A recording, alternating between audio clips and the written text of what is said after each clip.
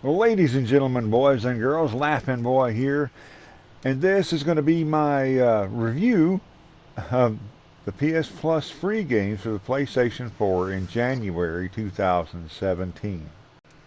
I do apologize for the lack of a review of last month's games.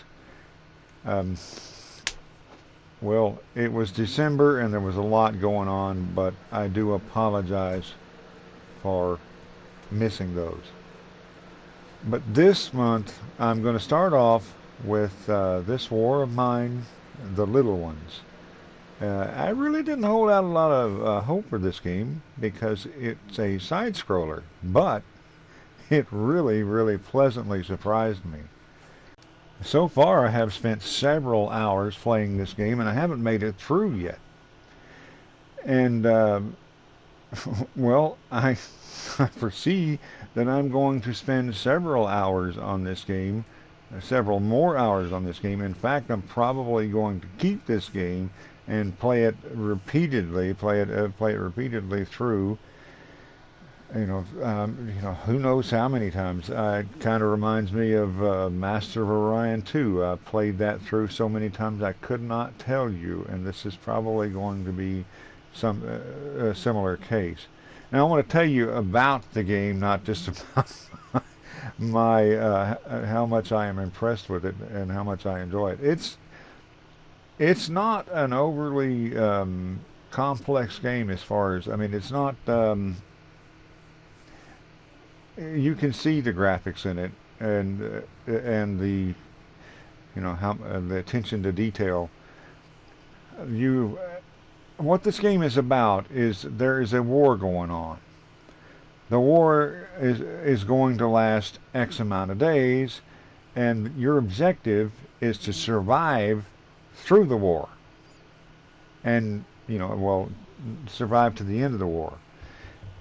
Now you can come in here and do a custom scenario to where the war lasts lasts a shorter amount of time. You can adjust the length of the winter and how harsh the winter is, and and lots of different things. You can adjust what is on the map and what's not on the map. You can even adjust. You can change the characters that you're playing with.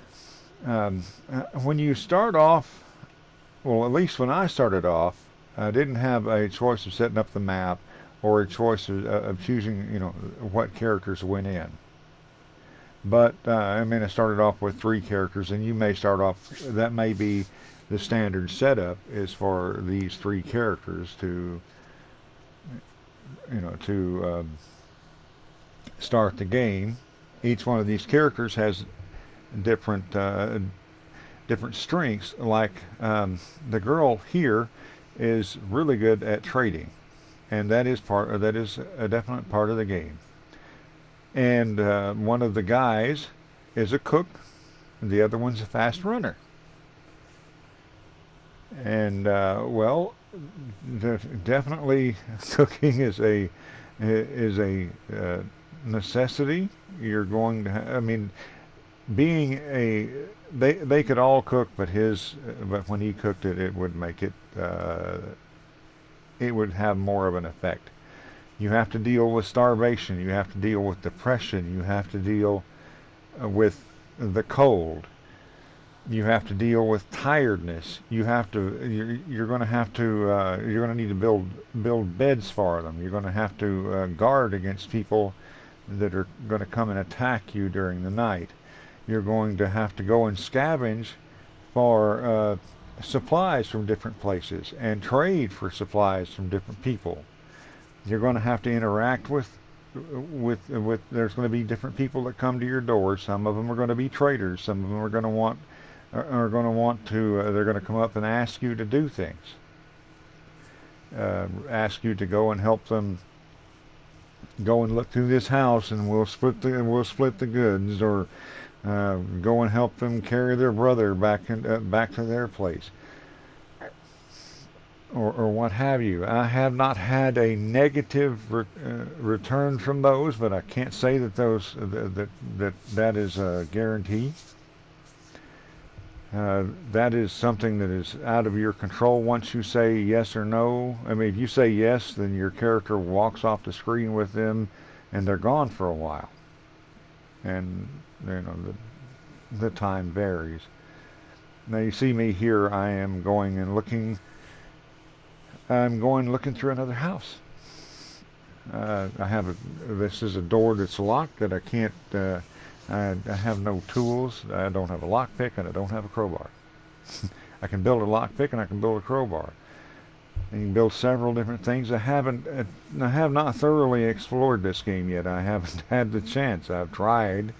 Anyway, this is obviously you can tell that I really enjoy this game, and I would definitely, I would definitely say this is a keeper. I do want to point out that in that scene I was in combat mode, and I didn't realize it at the time. That was really early in the game, and I didn't know how to switch from combat mode to scavenge mode, and so I actually didn't scavenge the place. I just kind of wandered around in the place. It's actually just a simple mechanic, just pushing up or down on the D-pad. This screen was taken while I had an active save where it says continue another try, which is starting over, or write your own story. Now, if I didn't have the active save, it would just say survive or write my own story. When you choose write my own story, you can pick up to 4 characters. You can set all of these variables to however you want them. You can even create your own people to put in there. You can make a male or female, select the occupation they had before the war, and name them. And you can select a map. Well, you can select what is on the map. You have to choose at least 10 of these things, and each one of them has different things to them. This one, as you can see here, this is a looted gas station. Well, as you can see here, it tells you a little bit about the history, about what happened here during this war. It does tell you, of course, this is a looted gas station, but it does still have some goods in it, and it is in surprisingly good condition. Different places around the map have different options.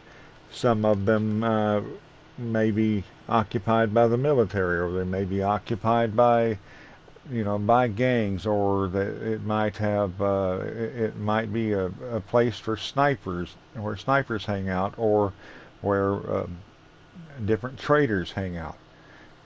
Different places have different options, and you can kind of customize the map to an extent by going through here and checking the different options. I do believe that I got across the point that I really enjoyed this game, and I'm definitely going to keep it. But we have another game to review, and that is Day of the Tentacle Remastered. Yes, obviously this game is really, really cartoonish, and it is kind of, it's a kind of a funny it's kind of a funny game. They're definitely doesn't take itself very seriously. For one, you have 3 characters.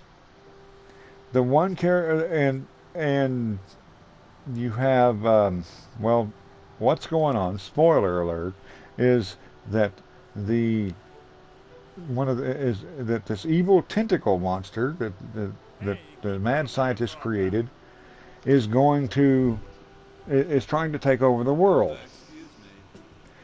And in order to stop that, you have to go back in time, go back to yesterday, and stop the mad scientist from doing whatever it was that he did.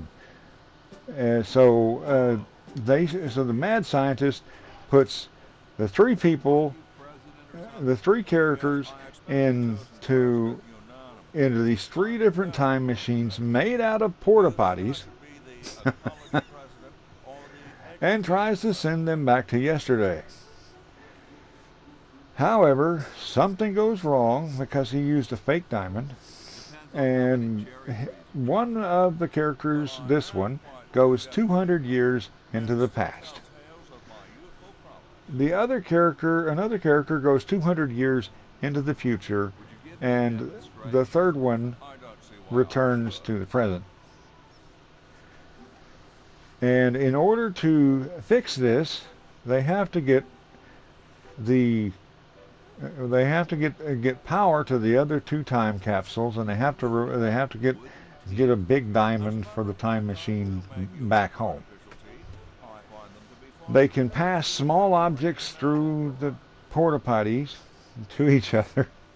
So they sent a plan for a super battery back to this guy, and he's trying to go and he's found the scientist. Now he's got to go and find the ingredients and take them back to the scientist so the scientist can build the battery. And there's a mad scientist 200 years ago that is like a great grandfather of the one that's here. But anyway, it's a fun little game. It's a puzzle solver. It's kind of it's definitely simple as far as the mechanics go. It again is kind of a side scroller, but definitely two-dimensional. It's kind of fun to play. I don't see myself spending nearly as much time on this one as I probably will on the other one, but yeah, it did surprise me. It was better than I expected it to be. Both of them surprised me. One of them quite a lot more than the other. Anyway, I hope you guys enjoyed the video. Hope it was informative. I thank you guys for watching. Have a wonderful day. Have a wonderful week and a wonderful month. Laughing Boy out.